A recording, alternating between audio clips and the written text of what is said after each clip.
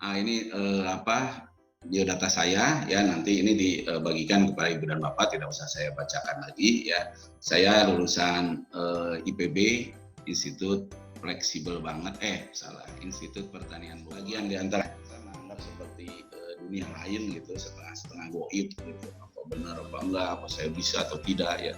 Yang tergambar adalah susahnya ya. Kemudian juga produknya seperti apa yang bisa diekspor, itu juga sering menjadi tanda tanya ya, padahal banyak sekali produk-produk kita, para UKM kita yang sebetulnya layak untuk diekspor, punya potensi, punya pasar. Baik kuantiti sebagai gambaran sedikit ya, sekarang kita sering mendengar ada obor, One Belt One Road ya, itu satu program digagas oleh pemerintah RRT, Republik Rakyat Tiongkok, yang ingin mengembalikan kejayaan jalur sutra. Mereka mengingatkan kita lagi ya, ada ASEAN Economic Community atau MEA, Masyarakat Ekonomi ASEAN.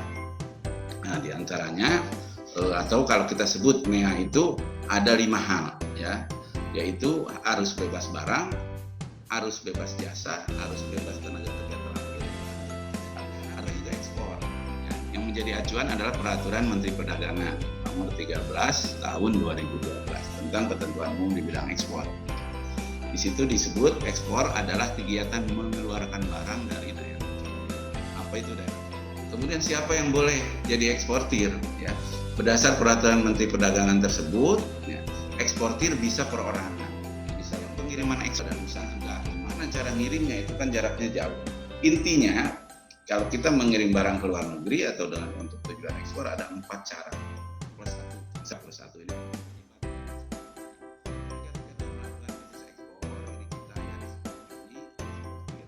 Di sebelah kanan pembeli kita di luar negeri namanya. Pihak-pihak yang membantu kita ada di tengah-tengah. Ya. Ini saja yang membantu kita. Ada yang lain. Satu namanya perusahaan pelayaran atau shipping company. Kalau ngirimnya lewat laut. Kalau ngirimnya lewat udara namanya perusahaan penerbangan. Ya, contoh perusahaan penerbangan Garuda, Lion, Sriwijaya dan sebagainya. Kalau luar negeri ada Emirates, ada apa dan sebagainya. Ya. Nah, yang kedua, freight forwarder. Freight forwarder ini perusahaan jasa. Ya, sehari-hari kita sebutnya forwarder. Atau ada juga yang menyebut EMKL dalam bahasa Indonesia, ekspedisi muatan kapal laut, atau EMKU kalau lewat udara. Ini perusahaan jasa. Dia tidak punya pesawat, tidak punya kapal. Jadi yang punya kapal dan pesawat adalah si shipping company ya. Si shipping company gitu. Jangan keliru, jangan ini dua perusahaan yang berbeda. Kemudian yang ketiga, keempat, kelima sengaja warnanya biru, ini opsional, boleh digunakan boleh tidak. Yang pertama perusahaan asuransi ya, asuransi itu boleh diasuransikan boleh tidak ya kalau ekspor itu. Kemudian yang ketiga yang diasuransikan juga barangnya ya, bukan barang, maksudnya pengirimannya bukan barangnya ya. Jadi kalau kirim ekspor mangga, ekspor nanas, nanasnya busuk ya tidak bisa dikomplain ke asuransi, itu kesalahan si eksportir sendiri. Kemudian yang berikutnya surveyor. Surveyor itu perusahaan jasa pemeriksa barang. Contoh di Indonesia Sukovindo, PT Surveyor Indonesia yang bertugas mewakili pembeli untuk memeriksa barang. Kalau pembelinya minta, kalau pembelinya percaya dengan kita, tidak perlu lagi surveyor. Kemudian yang berikutnya bank dalam urusan pembayaran, ya melalui bank, transfer bank atau ada namanya instrumen LC dan sebagainya, nanti ada materinya khusus. Nah, emang bisa pembayaran tanpa bank karena ini warnanya biru kan, opsional. Banyak sekarang ada pembeli-pembeli yang datang ke Bali, umpamanya datang bawa uang langsung dibayar di muka, baru disiapkan barangnya baru dikirim, bisa begitu ya, dibayar cash tunai di muka. Ada juga pembeli-pembeli dari India, dari Bangladesh, dari Pakistan biasanya datang ke sini lihat barang, oke, langsung dia bayar tunai sebagian dulu sebagai DP, umpamanya sisanya baru pakai LC atau ditransfer barang macam-macam. Nah kalau kita lihat ini pihak-pihak yang terlibat ini kan sama persis dengan kalau ibu bapak berjualan antar pulau atau antar kota ya, ada perusahaan jasa angkutan, ada perusahaan ekspedisi ya, yang lain opsional gitu, sama persis. Jadi ibu bapak yang pernah berkirim barang ke luar kota apalagi ke luar pulau, insya Allah bisa jadi eksportir karena sama aja. sedikit beda. Ekspor itu ada namanya custom atau bea cukai, ya, baik di Indonesia atau di negara tujuan. Apa tugasnya bea cukai? Bea cukai tugasnya hanya dua, ya.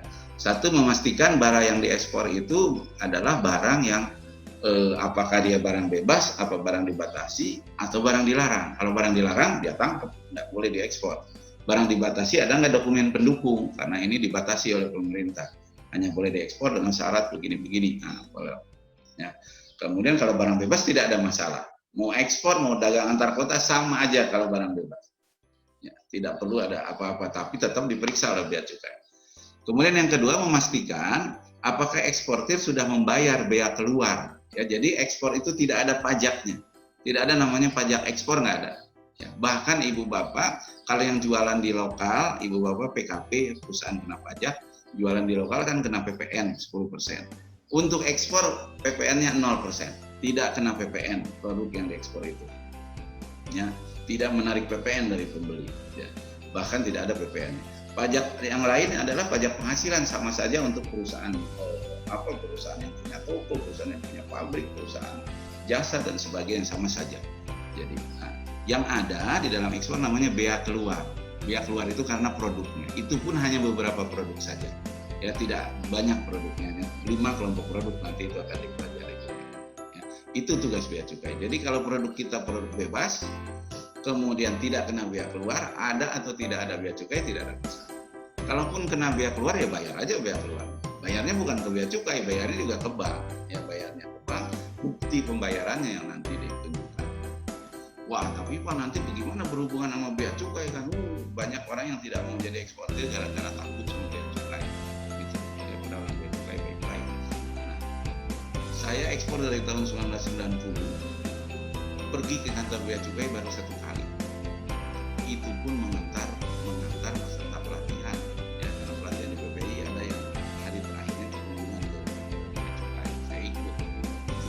Jadi selama ekspor, ibu dan bapak tidak ketemu dengan orang bea cukai. Siapa yang ketemu dan mengurus bea cukai? Perusahaan jasa keuangan. Bea cukai menyebutnya dengan PPJK, perusahaan pengelola jasa kepabeanan. Memang peraturannya tidak boleh itu, ya, jadi harus ke PPJK. Jadi aman kita. Tugas kita sebagai eksportir intinya. Nah, ini nanti kalau ibu bapak sudah bertekad ingin jadi eksportir, ada web, ya, mungkin nanti juga Pak Rahmat atau pengajar yang lain juga akan menjelaskan lebih detail ini. Web namanya trademap.org, ya. Web ini dimiliki oleh ITC ini, International Trade Council atau Trade Center, saya lupa, lembaga di bawah PBB ini, yang merekap data perdagangan internasional antar negara di seluruh dunia, seluruh anggota PBB. Jadi ada lebih dari 216 negara kalau tidak salah sekarang, ya, setiap tahun. Jadi negara kita pun setor data ke sana dan dengan mudah ibu bapak. Ada 2, yang satu yang warna kuning namanya ITPC atau ITPC, Indonesian Trade Promotion Center, yang warna merah namanya Atase Perdagangan. Ya, di seluruh dunia ini sebarannya. Ibu bapak kalau buka di web Kemendak, ya, tinggal klik aja warnanya ini, umpamanya nanti keluar namanya, alamatnya di mana, alamat emailnya. Ibu bapak bisa kirim email, berkenalan dan sebagainya. Mereka orang Indonesia, ya, jadi pakai bahasa Indonesia aja, nggak usah pakai bahasa Inggris. Ya, silakan. Itu banyak sekali. Nah, di dalam pelatihan ini insya Allah, ya, barusan saya sudah dapat konfirmasi juga, dalam beberapa pertemuan kita akan mengundang para kepala ITPC dan ADDAK untuk sharing nanti, ya, dalam beberapa pertemuan, insya Allah minimum 5 lah, 5 kepala ITPC dan ADDAK yang kami kenal untuk bisa nanti sharing.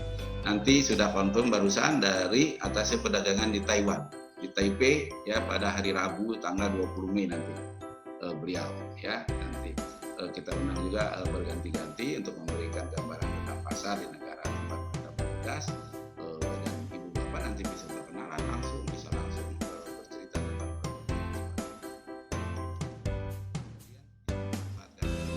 ingin tahu produknya produknya sepatu kulit, dengan mudah bisa cari, ya, Indonesia itu ekspor sepatu kulit kemana saja. Atau ibu bapak naksir, oh saya pengen ekspornya ke Hong Kong. Nah, cek Hong Kong itu mengimpor sepatu kulit dari mana saja. dengan mudah. Bahkan dengan sangat mudah juga ibu bapak sampai bisa tahu siapa yang ekspornya, siapa yang belinya di Hongkong. Itu ya, nanti ada materinya itu. Nah sekarang berita gembira ini ada linknya untuk tutorialnya cara menggunakan trade map. Ya, ada 21 video di situ di YouTube. Kemudian juga kita dibantu di luar negeri, ya. Ada pejabat-pejabat Indonesia yang memang ditugaskan untuk membantu ekspor Indonesia atau eksportir Indonesia di negara tempat mereka bertugas. Seluruhnya ada di 46 titik di seluruh dunia. Dan di DJPEN, Direktorat Jenderal Pengembangan Ekspor Nasional di Kementerian Perdagangan, ada web membership, ya ibu bapak bisa daftar di sini sebagai anggota, juga bisa memajang foto produknya, deskripsi produknya dan sebagainya. Ini nanti bisa sama calon. Ada lowongan bagi Anda yang bekerja keras, menyukai tantangan, siap bekerja dalam tekanan, penghasilannya yang sangat unlimited. Jabatannya jadi pengusaha eksportir. Anda pasti bisa. Ya, karena kita